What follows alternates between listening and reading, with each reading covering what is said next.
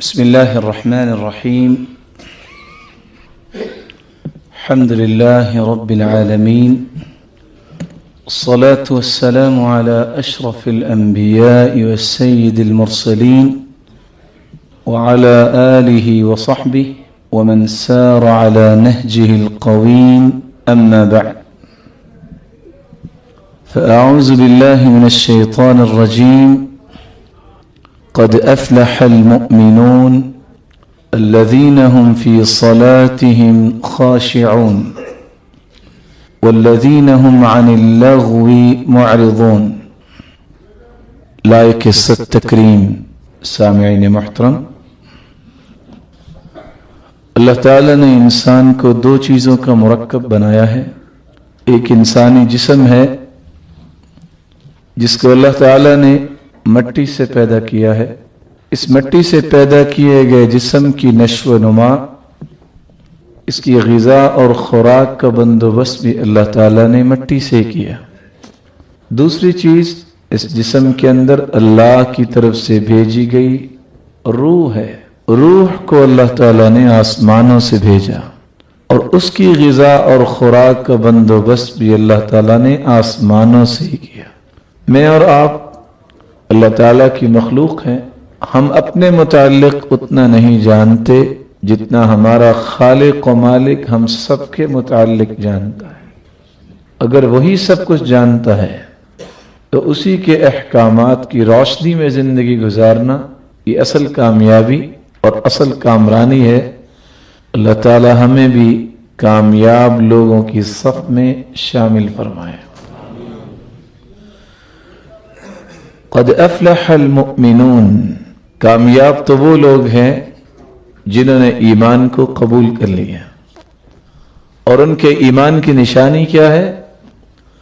الذین هم فی صلاتهم خاشعون، جو اپنی نمازوں میں خشوع اختیار کرتے ہیں. والذین هم عن اللغو معرضون، اور جو لغویات سے پرہیز کرتے ہیں، اعراض کرتے ہیں. آج کی اس مجلس میں میری گفتگو کا محور 3 نکات ہوں گے. خشوع کیا ہے اور خشوع کے ساتھ کی گئی عبادت انسان کو کیا دیتی ہے، اور اگر خشوع کو اختیار نہ کیا جائے تو کن کن ہولناکیوں کا سامنا کرنا پڑے گا. اور آخر میں اس راستے کا تعین بھی کرنے کی ہم کوشش کریں گے جس راستے پہ چلتے ہوئے انسان خشوع اختیار کر سکتا ہے. خشوع یہ خشع یخشع سے ہے، جس کا مطلب ہے عاجزی اختیار کرنا. خشع ای سکن واطمئن. خشع فلاں شخص نے خشوع اختیار کیا یعنی پرسکون ہو گیا، مطمئن ہو گیا. عربی زبان میں 2 لفظ استعمال ہوتے ہیں، خشوع اور خضوع.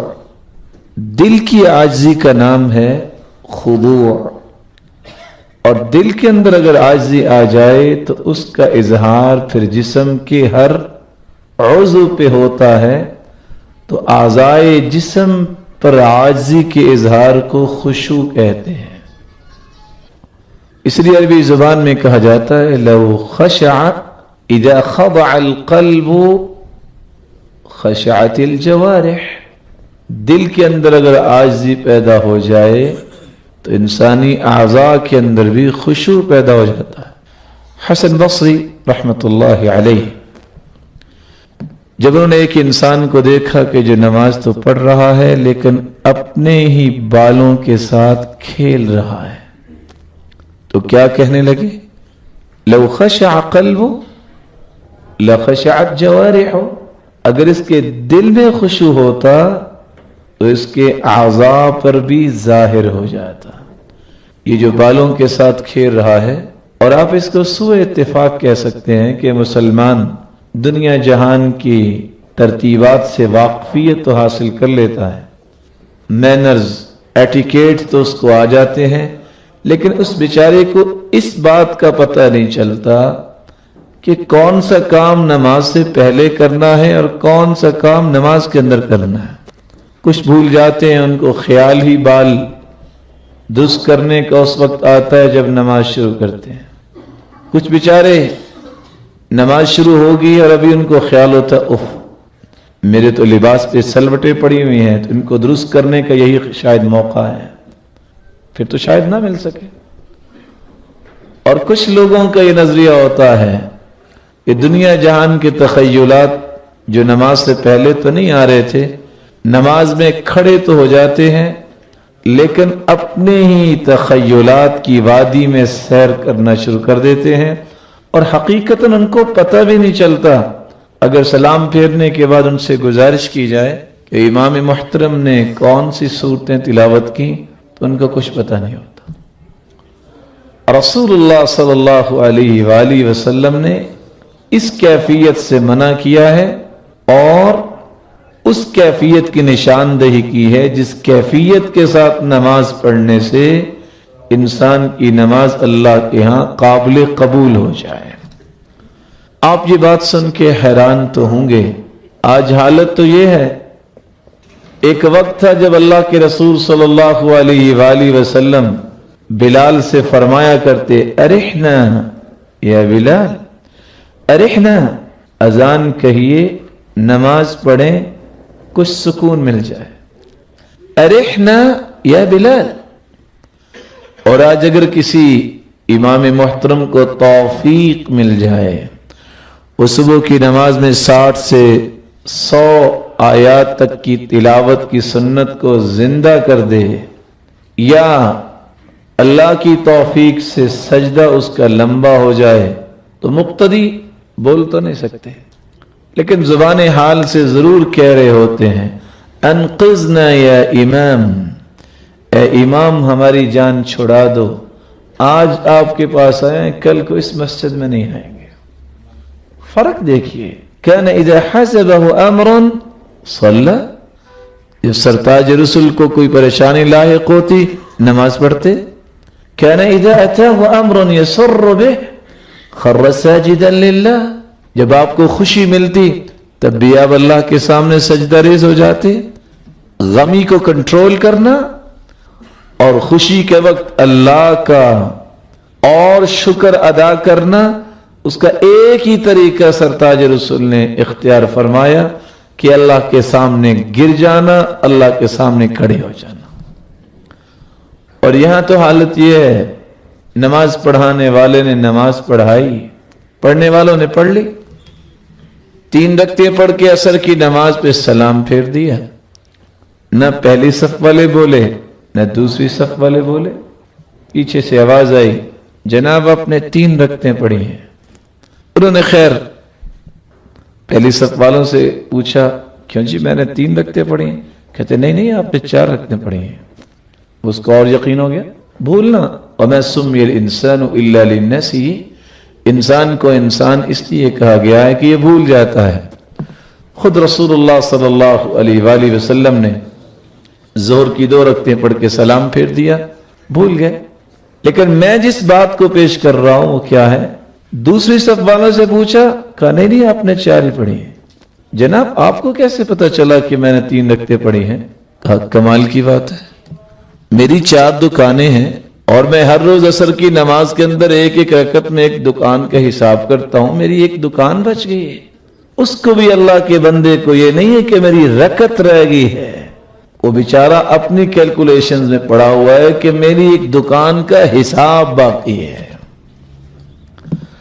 जबकि अली रज़ी अल्लाह तआला अन्हु फरमाते हैं, खुशू ये है अल्ला यल्तफित यमीनन वला शिमाला वला यारिफ अमन हुआ अन यमीनी व अन शिमाली। खुशू ये है कि न दाएं इल्तिफात हो न बाएं इल्तिफात हो, बल्कि इस बात का तो उसको अंदाजा ही ना हो कि मेरे दाएं कौन खड़ा है और मेरे बाएं कौन खड़ा है। कुरान मजीद ने इस लफ्ज के मानी का तयन करते हुए 4 मुकामात पर यह लफ्ज इस्तेमाल किया है। वख़शअतिल अस्वातु लिर्रहमान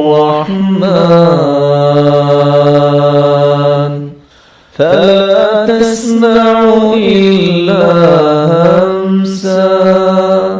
قیامت کے دن ہر آواز پست ہوگی. پستی کے معنی میں خشوع آیا ہے. اس لیے عربی زبان میں کہتے ہیں جدار خاشع، ایسی دیوار جو کھڑی کھڑی گر جائے اور زمین کے برابر ہو جائے.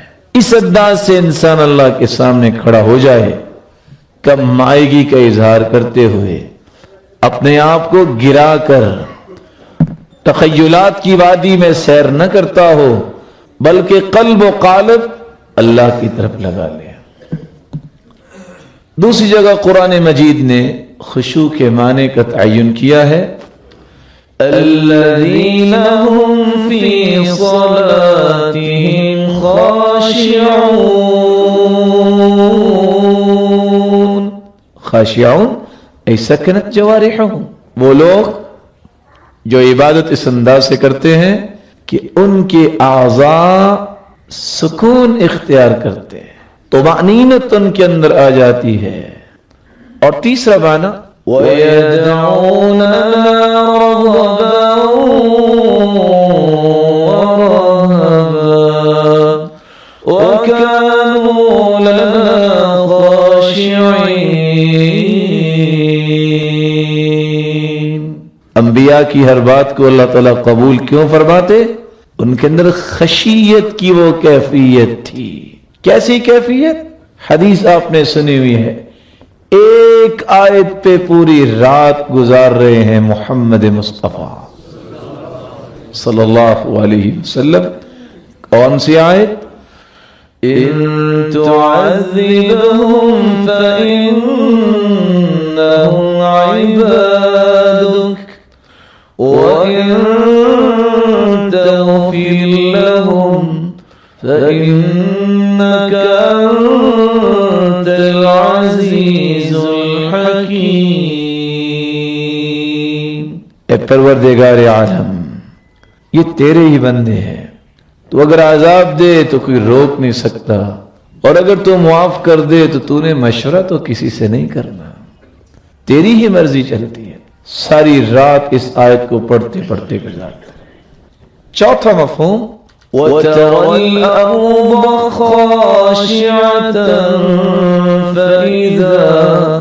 فَإِذَا أَنزَلْنَا عَلَيْهَا الْمَاءَ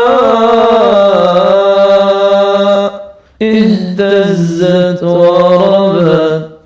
وَتَرَى الْأَرْضَ خَاشِعَةً اے جامدہ، انسان اس انداز سے جامد ہو کے کھڑا ہو، جیسا کہ صحیح بخاری بیان کرتی ہے عبداللہ ابن الزبیر رضی اللہ تعالی عنہ، كان اذا قام الى الصلاة كأنه عود. جب نماز کے لیے کھڑے ہوتے تو ایسے لگتا جیسے لکڑی گاڑ دی گئی ہے. ہاں شریعت نے اس بات کی تو اجازت دی ہے.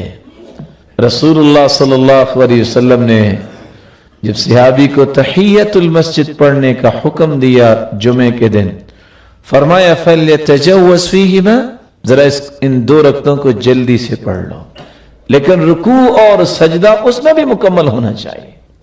صبح کی رکعتوں کے بارے میں عائشہ صدیقہ رضی اللہ تعالی عنہ فرماتی ہیں کہ آپ اتنی ہلکی پڑھتے کہ ہمیں لگتا شاید کہ فاتحہ بھی پڑھی ہے کہ نہیں پڑھی، سورۃ الفاتحہ بھی پڑھی ہے کہ نہیں پڑھی. لیکن عام معمول یہ ہو رکوع اور سجدے میں کوئی خلل نہیں ہونا چاہیے. اس لیے رسول اللہ صلی اللہ علیہ وآلہ وسلم نے فرمایا ما من مسلم تحضره صلاة مکتوبہ، جس شخص کی زندگی میں فرض نماز کا وقت ہو گیا، فیتوضأ، وضو کرتا ہے، فیحسن وضوءها وخشوعها وركوعها إلا كانت له كفارة لما قبلها. اس نے وضو بھی اچھا کیا، خشوع بھی اچھا کیا اور رکوع بھی اچھا کیا، تو مالک الملک اس خشوع والی نماز کو کفارہ بنا دیتے ہیں.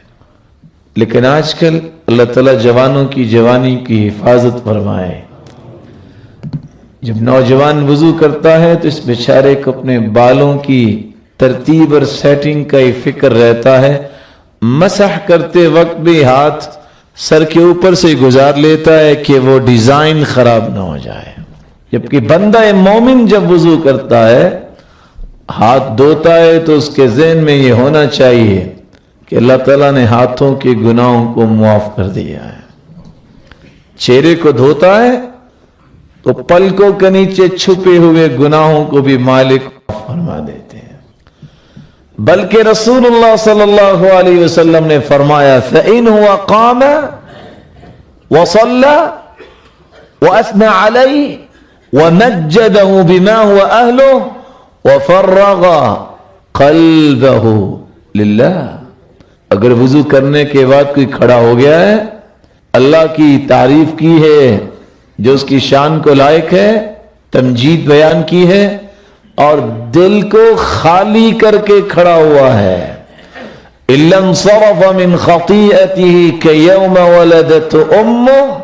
جب سلام پھیرتا ہے ویسے تو نماز سے فارغ ہو کے بیٹھتا ہے، لیکن حدیث یہ کہہ رہی ہے وہ اس طرح ہو جاتا ہے جیسے اس کی ماں نے اس کو آج ہی جنا ہے، کوئی بھی گناہ نہیں باقی بچتا. اور تیسری سعادت عقبہ بن عامر رضی اللہ تعالی عنہ کی روایت میں ہے جو صحیح مسلم میں ہے. رسول اللہ صلی اللہ علیہ وآلہ وسلم نے فرمایا ما من مسلم یتوضأ، کوئی بھی مسلمان جب وضو کرتا ہے پھر نماز پڑھتا ہے، ثم يقوم فيصلي ركعتين يقبل بوجهه وقلبه، اپنے چہرے کو بھی قبلے کی طرف لگا لیتا ہے اور دل میں بھی اللہ کی خشیت ہوتی ہے، الا وجبت له الجنہ، اللہ تو قیامت کے دن اس کے لیے جنت کو واجب قرار دے دیں گے. اللہ سبحانہ و تعالی ہمیں اس بات کی توفیق عطا فرمائے.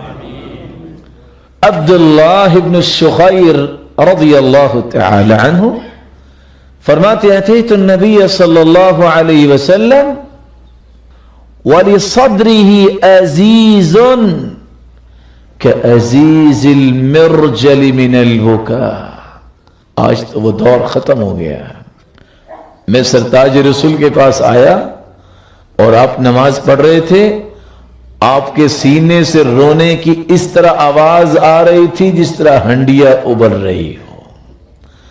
وَلِصَدْرِهِ عَزِيزٌ كَعَزِيزِ الرَّحَاءِ مِنَ الْبُكَاءِ كَمَا فِي رِوَایَةٍ أُخْرَى. اور دوسری روایت میں آتا ہے اس طرح آواز آتی جیسے چکی چل رہی ہے. اللہ کے رسول صلی اللہ علیہ وآلہ وسلم نے خشوع اختیار بھی کیا اور صحابہ کو اس کا سبق بھی دیا، اور صحابہ کرام نے زندگی اسی انداز سے ہی گزاری. دیکھیے عروہ رضی اللہ تعالی عنہ شام کی طرف تجارت کی غرض سے نکلے، بیٹا ساتھ ہے. راستے میں پاؤں میں ناسور نکلا. طبیب نے کہا کہ یہ پاؤں کاٹ دیا جائے ورنہ ساری ٹانگ کاٹنی پڑے گی. کہا یہ کیسے ممکن ہوگا؟ کہا مرقد ایک بوٹی ہے نشاور، استعمال کر لو. چلو اس کا کوئی کرتے ہیں. کہا یہ نہیں ہو سکتا، ایمان کی حالت میں نشاور چیز نہیں لے سکتا. یہ تو آج کل کا ایمان ہے نا کہ ہے بھی مومن اور سگریٹ نوش بھی ہے. کیسے ہو گیا؟ اور تعجب اس بات پہ ہے کہ کہنے والے مانتے بھی ہیں کہ گناہ ہے لیکن کہتے ہیں صغیرہ گناہ ہے. اور عبداللہ ابن عباس رضی اللہ تعالی عنہ فرماتے ہیں لا صغیرۃ مع الاصرار ولا کبیرۃ مع الاستغفار. بار بار صغیرہ کرنے سے بھی صغیرہ کبیرہ بن جاتا ہے، اور کبیرہ گناہ کے بعد بھی اگر انسان سچی توبہ کر لے، استغفار کر لے تو کبیرہ بھی نہیں رہتا، اللہ وہ بھی معاف کر دیتے ہیں. ویسے بات سمجھنے والی ہے، کچھ چیزیں دل کے قریب ہو کے سمجھنی اور سمجھانی پڑتی ہیں. اگر یہ جائز ہی ہے، سگریٹ حلال ہی ہے، آپ نے دیکھا کبھی کسی بیچارے نے کھانا ٹوائلٹ میں بیٹھ کے کھایا ہو؟ ممکن ہے؟ یہ واحد حلال چیز ہے ان لوگوں کے نزدیک، اس کو ٹوائلٹ میں بھی استعمال کیا جا سکتا ہے. اللہ سبحانہ و تعالی ہم سب کو ایسی چیزوں سے محفوظ فرمائے. الغرض عروہ رضی اللہ تعالیٰ عنہ فرماتے ہیں میں نماز شروع کرتا ہوں، آپ نے جو آپریٹ کرنا ہے کر لیجئے، اور کوئی حل نہیں ہے۔ اللہ اکبر۔ نماز شروع کی۔ ابن حجر اسقلانی رحمت اللہ علیہ جب یہ واقعہ نقل کرتے ہیں تو کیا لکھتے ہیں؟ ایک ایک لمحے کے ساتھ چلیے گا، گوشت انسانی چھری کے ساتھ کاٹا گیا اور ان کے پاؤں کی ہڈی آری کے ساتھ کاٹی گئی، اور وہ کس حالت میں ہے؟ اللہ۔ نماز سے فارغ ہوئے، تکلیف کا احساس ہوا، لیکن زبان سے لفظ کیا نکلے؟ اللہم لک الحمد حتی ترضا۔ اللہ جب تک تو راضی نہ ہو جائے تیری ہی تعریف ہے۔ اس وقت علاج کا طریقہ تھا کہ پاؤں کو تپتے ہوئے تیل میں رکھا گیا، بے ہوش ہو گئے، ہوش میں آئے تو کہتے ہیں اللہم لک الحمد اذا رضیت، اللہ تو جب راضی ہو جائے پھر بھی تیری ہی تعریف ہے۔ لوگوں نے اطلاع دی کہ آپ کا بیٹا جو آپ کے ساتھ آیا تھا اس غم کو برداشت نہیں کر سکا، وہ اللہ کے پاس چلا گیا۔ کہتے ہیں اللہ کے پاس چلا گیا؟ اللہم لک الحمد بعد الرضا، اللہ تیرے راضی ہو جانے کے بعد بھی میں تیری ہی تعریف کرتا ہوں۔ تو نے 4 بیٹے دیے، ایک ہی بلایا اپنے پاس، باقی تو میرے پاس ہیں۔ 2 ہاتھ 2 پاؤں دیے، ایک ہی کٹا ہے، باقی تو میرے پاس ہے۔ رسول اللہ صلی اللہ علیہ وآلہ وسلم نے تربیت ہی اس انداز سے کی۔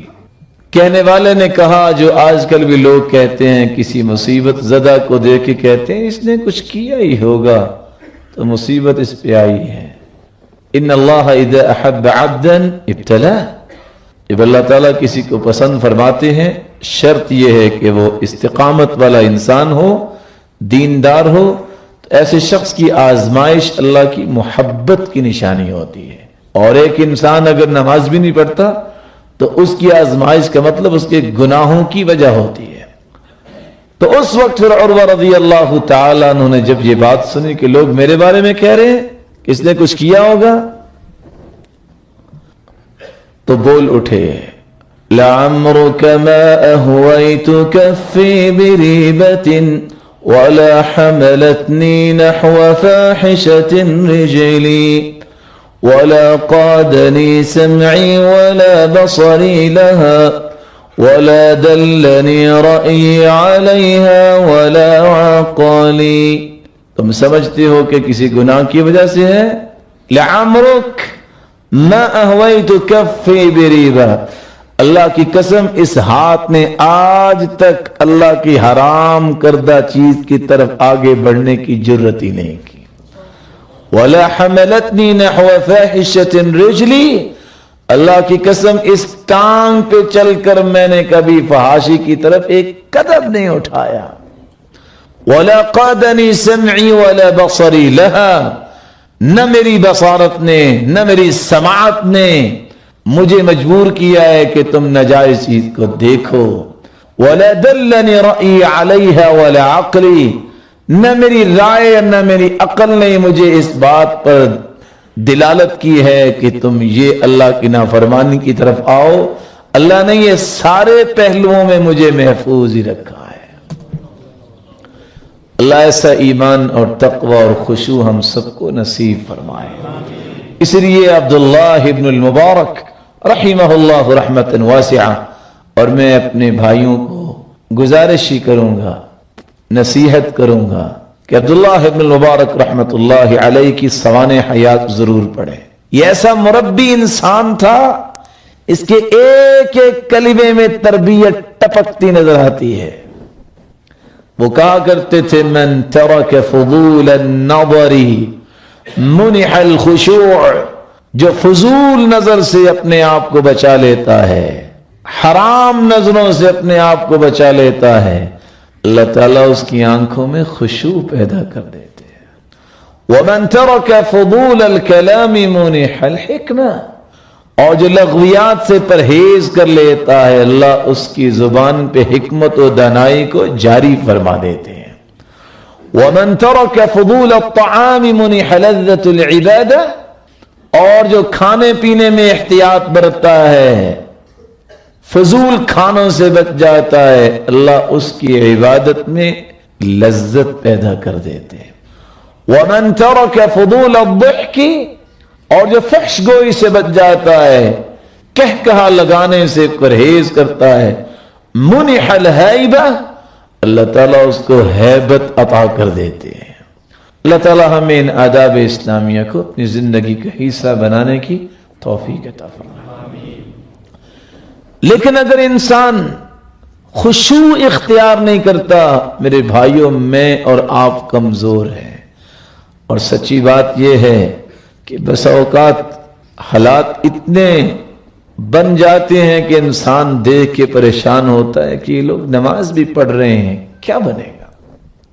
پہلا نقصان یہ ہوتا ہے جب انسان خشوع اختیار نہیں کرتا، ان الرجل لینصرف من صلاتی وما كتب له الا 10 صلات تسعها ثمنها سبعها سدسها خمسها ربعها ثلثها نصفها۔ اس حدیث کا ترجمہ کرنے سے پہلے میں آپ سے ہی مشورہ کرتا ہوں، کیا خیال ہے اگر کسی بھائی کی تنخواہ 1000 ریال ہو، اس کو مہینے کے بعد 100 ریال دے دیا جائے، کافی ہو جائے گا نا؟ کیوں 100 ریال تھوڑا؟ چلو ہندوستانی پاکستانی حساب سے اگر کسی کی 10,000 تنخواہ ہے، اس کو 1000 دے دیا جائے مہینے کے بعد، گزارا تو چل جائے گا نا؟ جواب نہیں دے رہے، کیسے نہیں چلے گا؟ 1000 روپیہ تھوڑی چیز ہے، بجلی کا بل تو 4-5 ہزار ہی آئے گا نا، تو گزارا تو ہو جائے گا۔ رسول اللہ صلی اللہ علیہ وسلم بھی یہی فرما رہے ہیں کہ بندہ نماز پڑھتا ہے، کسی کو نماز کا 10واں حصہ ملتا ہے، کسی کو 9واں 8واں 7واں 6واں 5واں 4تھا اور تیسرا، اور کوئی آدھی نماز لے کے گھر جاتا ہے۔ چلو 10,000 والے کو 5,000 بھی دے دیا جائے اور بچے بھی 4-5 ہوں، نشو و نما تو اچھے طریقے سے ان کی کر لے گا نا، بولے۔ اور جس کی پوری زندگی کی نماز پڑھنے کے بعد قیامت کو کہہ دیا جائے 10واں حصہ ہی نماز ہے، اس کا کیا بنے گا؟ نماز ناقص ہے۔ دوسرا نقصان، صحیح مسلم کی روایت ہے، تلک صلاة المنافق یجلس یرقب الشمس فإذا كانت بين قرني الشيطان قام فنقرها 4 لم يذكر الله إلا قليلا۔ یہ منافق کی نماز ہے کہ بیٹھا رہتا ہے، خصوصاً عصر کی نماز کے وقت انتظار کرتا ہے کہ سورج کس وقت غروب ہونے کے قریب ہو، پھر اٹھتا ہے۔ فَنَقَرَهَا 4، لفظ نقر ینقر استعمال ہوا ہے، پھر اٹھ کر 4 ٹھونگے مارتا ہے۔ اور آپ نے دیکھا ہوگا کچھ تو ایسے سخی سرور ہیں کہ رکوع میں جائیں گے تو سرتاج رسول کی کیفیت تو یہ ہوتی تھی، اور کوئی بیچارہ اس طرح رکوع کر رہا ہے، کسی کا سر نیچے کو گیا ہے، اور حدیث کہتی ہے لَصُبَّ عَلَيْهِ الْمَاءَ لَاسْتَقَرَّ، اگر سرتاج رسول کی کمر مبارک پر پانی انڈیل دیا جائے تو کھڑا ہو جائے۔ اور یہاں رکوع ہوتا ہی ایسے، کیونکہ ہم نے دنیا کے ہر اصول سیکھ لیے، گریجویشن کرنے کے لیے 500 ایڈیمز یاد کر لیتا ہے بندہ، کریٹیکل یاد کرتا ہے، لیکن اس بیچارے کو پتہ ہی نہیں ہے کہ رکوع کیسے کرنا ہے۔ اور رسول اللہ صلی اللہ علیہ وآلہ وسلم فرماتے ہیں ان اللہ لا ينظر الى صلاة عبد لا يقیم فیہ صلبہ، ایسی نماز کی طرف اللہ تعالی نظر رحمت ڈالتے نہیں، دیکھتے ہی نہیں جس میں انسان پشت برابر نہ کرے۔ جس نماز کو اللہ دیکھتے ہی نہیں ہے اس کا کیا بنے گا؟ رسول اللہ صلی اللہ علیہ وآلہ وسلم نے سچ فرمایا، وہ نماز نہیں پڑھتا، ٹھونگے مارتا ہے۔ اور کچھ لوگ تو اللہ تعالیٰ ہدایت دے، آپ لوگوں کو تو شاید دیکھ کے غصہ آتا ہوگا، لیکن میرے خیال کے مطابق غصہ نہیں آنا چاہیے، ترس کھانا چاہیے، اور اپنے اوپر بھی انسان کو سوچنا چاہیے کہ میں نے سچے دین پھیلانے کے لیے کوشش کتنی کی ہے، یہ نکھرا دین لوگوں تک پہنچانے کے لیے میں نے کاوش کون سی پیش کی ہے۔ کہ ایک شخص سجدے سے اٹھتا ہے اور سر سیدھا کرتا نہیں، پھر زمین پہ دے مارتا ہے، ایسا انسان آپ کو نظر آتا ہے؟ رشتہ دار بھی ہے، اگر وہ تھانے کچہری میں چلا جائے تو کتنی سفارشیں انسان ڈھونڈتا ہے، پیسے لگاتا ہے، چھوٹ جائے تو جو اللہ کی عدالت میں پھنس گیا وہاں کون چھڑائے گا؟ کون چھڑائے گا؟ اور عائشہ رضی اللہ تعالی عنہ فرماتی ہیں کہ آپ جب سمع اللہ لمن حمدہ کہتے تو کھڑے ہو جاتے، ہمیں یوں لگتا جیسے بھول گئے، یا تو رکوع سے سر اٹھاتے نہیں، پورا زمین پہ گر جاتے، اور ایک سجدہ کر کے جب بیٹھتے تو ایسے لگتا جیسے بھول گئے۔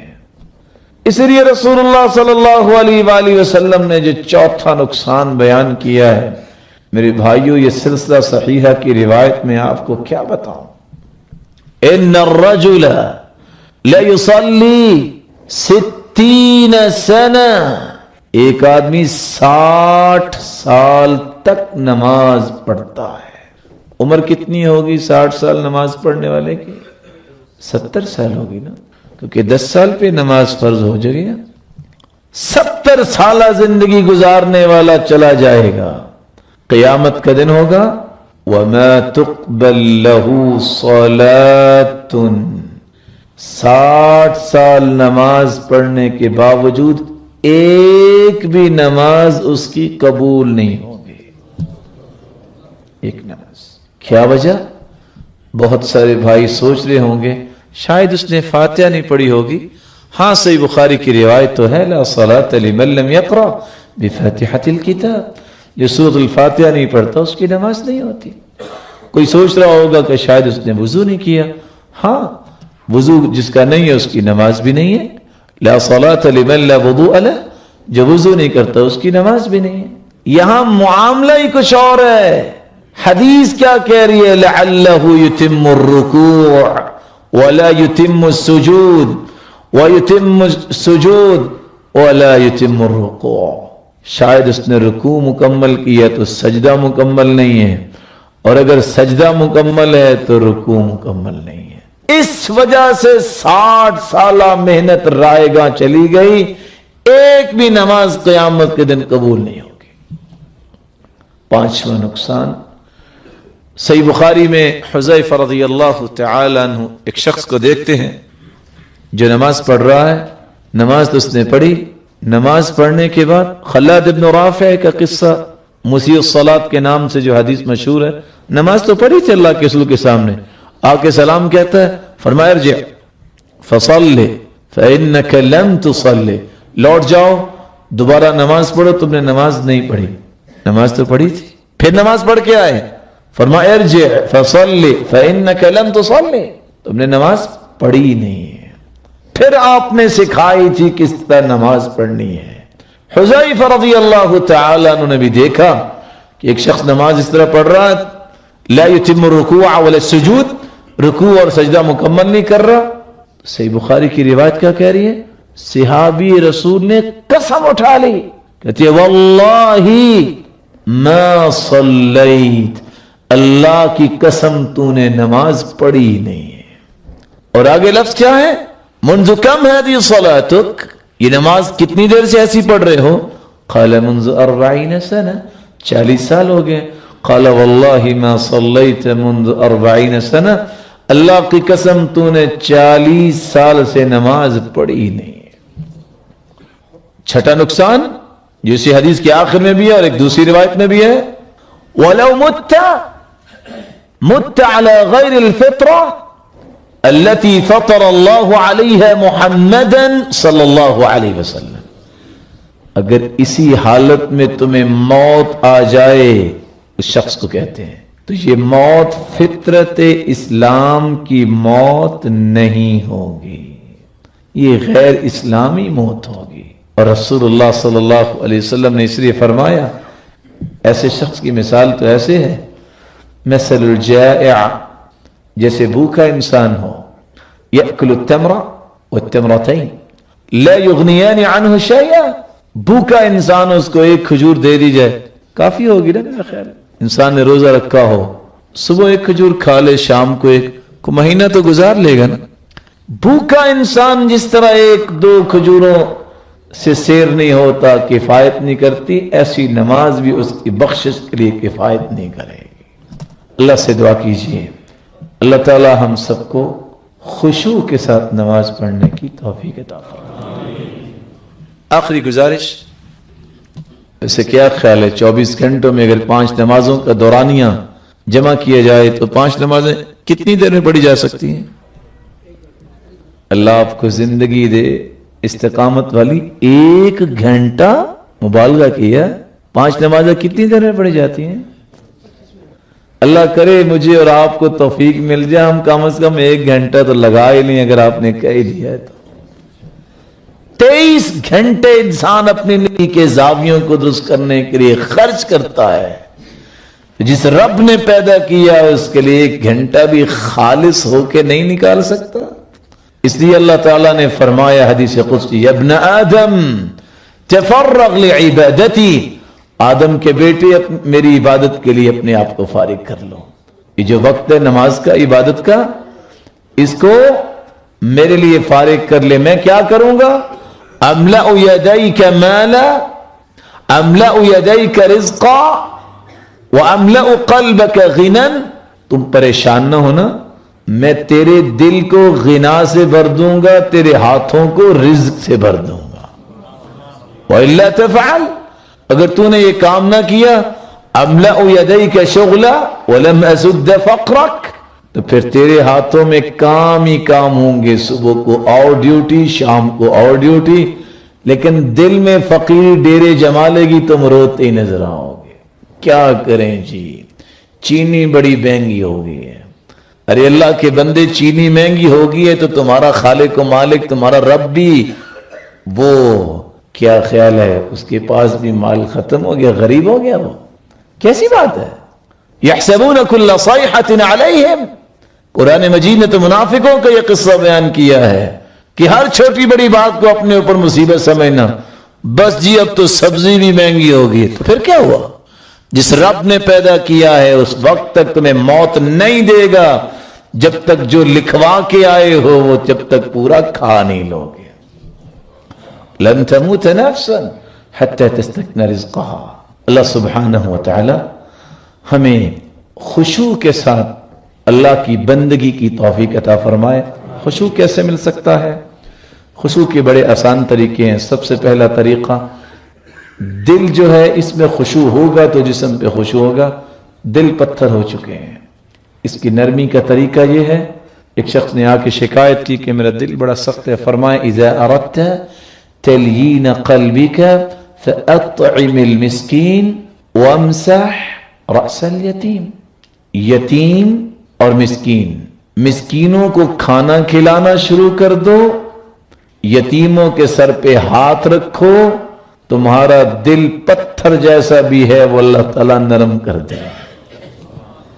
کثرت کلام سے پرہیز کر لو، اللہ تعالیٰ تمہارے دل کو نرم کر دیں گے۔ التضرع عند الاسحار، سحری کے وقت دعا کرنا۔ خلاء البطن، پیٹ کو خالی رکھنے کی عادت بناؤ، مناسب کھانا کھاؤ۔ مجالسۃ الصالحین، نیک لوگوں کا ساتھ اختیار کرو، خشوع پیدا ہوگا۔ احمد ابن حرب فرماتے ہیں عبدت اللہ 50 سنة فما وجدت لذة العبادة حتى تركت 3 اشیاء۔ میں نے 50 سال عبادت کی، لیکن 50 سال عبادت کے باوجود عبادت میں لذت مجھے اس وقت تک نہیں آئی جب تک میں نے 3 چیزوں کو چھوڑ نہیں دیا۔ تركت رضا الناس حتى قدرت ان اتكلم بالحق، میں نے لوگوں کو راضی کرنا چھوڑ دیا۔ کس کو راضی کرنا شروع کر دیا؟ اللہ تعالیٰ نے میری عبادت میں لذت پیدا کر دی اور میں پھر حق کی بولتا تھا۔ تركت صحبة الفاسقين حتى وجدت صحبة الصالحين، میں نے فاسقوں کی صحبت کو چھوڑا، اللہ تعالیٰ نے اس کا نعم البدل مجھے کیسے دیا؟ صالحین کی صحبت عنایت کر دی۔ تركت لذة الدنيا ووجدت حلاوة الآخرة، میں نے دنیا کی رنگینیوں کی لذت کو پائے حقارت سے ٹھوکر مار دی تو آخرت کے ایک ایک پہلو میں اللہ تعالیٰ نے میرے لیے لذت کا سامان بنا دیا۔ اللہ سبحانہ و تعالی ہم سب کو خشوع اختیار کرنے کی راہیں بھی اختیار کرنے کی توفیق عطا فرمائے۔ لقمان حکیم نے کہا تھا بیٹے خشوع چاہیے تو 6 چیزیں اختیار کر لینا۔ کون سی 6 چیزیں؟ اعمل لدنیاک بقدر بقائک فیہا، دنیا کے لیے اتنی محنت کرنا جتنا تم نے دنیا میں رہنا ہے۔ کسی کو پتا ہے کتنا رہنا ہے؟ وَاعْمَلْ لِلْآخِرَةِ بِقَدْرِ بَقَائِكَ فِيهَا، اور آخرت میں جتنی لذتیں چاہتے ہو اتنا عمل کر لینا۔ اور آگے فرمایا وَلَا تَعْصِهِ، اللہ کی نافرمانی نہ کرنا۔ وَاعْمَلِ الْمَعْصِيَةَ فِي مَكَانٍ حَيْثُ لَا يَرَاكَ اللَّهُ، تیرا اگر جی چاہے گناہ کرنے کو چلو کر لینا، لیکن کرنا اس جگہ جہاں اللہ نہ دیکھتا ہو۔ کوئی ہے جگہ؟ وَاعْمَلِ الْمَعْصِيَةَ فِي مَكَانٍ فِي أَرْضٍ غَيْرَ أَرْضِ، چلو اللہ کی زمین پہ گناہ نہ کرنا، کسی اور زمین پہ جا کے گناہ کر لینا۔ کر سکتا ہے بندہ؟ وَاعْمَلِ الْمَعْصِيَةَ بِقَدْرِ مَا تُطِيقُهُ مِنَ الْعَذَابِ، بیٹا گناہ اتنے کرنا جتنی سزا سہنے کی طاقت تیرے اندر ہے۔ ان باتوں کو سوچنے والا اللہ کے قریب ہوتا ہے۔ میری اللہ سے دعا ہے اللہ مجھے اور آپ کو لذت والی عبادت نصیب فرمائے، خشوع والی نماز نصیب فرمائے۔ صحیح بخاری کی شرح بتاتی ہے کہ اللہ کے رسول کے غلام نے نماز پڑھی، خوبصورت نماز، سلام پھیرا، فرمایا ادھر آؤ، جاؤ تم آج سے آزاد ہو۔ جو دنیا میں آزادی دلا سکتی ہے خوبصورت نماز، وہ قیامت کو جہنم سے بھی آزاد کروا دے گی۔ اللہ ہم سب کو معاف فرمائے، اور جتنے بیمار ہیں اللہ ان کی بیماریوں کو شفاؤں میں بدل دے، کسی مصیبت میں اللہ ان کی مصیبت کو خوشیاں بنائے، اور جو کسی تنگی میں اللہ تنگی کو آسانیاں بنائے، اور جو صاحب اولاد ہیں اللہ ان کی اولاد کو نیک بنائے، صدقہ جاریہ بنائے، اور جو بے اولاد ہیں ان کی جولیوں کو بار رونق بنائے، صاحب مال ہیں ان کے مال میں برکت فرمائے، تقوی نصیب فرمائے، اور جو بے روزگار ہیں اللہ ان کو بھی تونگر بنائے، اور مقروض کی غیبی خزانوں سے مدد فرمائے۔ اللہ سبحانہ وتعالی ہمیں ایمان کی خوبصورت کیفیت میں زندہ رکھے، جب بلائے تو ایمان کی خوبصورت کیفیت میں بلائے، اور جس طرح آج ہم اللہ کے دین کے لیے جمع ہیں، اللہ ہم سب کو اپنی جنت الفردوس میں جمع فرمائے۔ وما علیہ الا البلاغ۔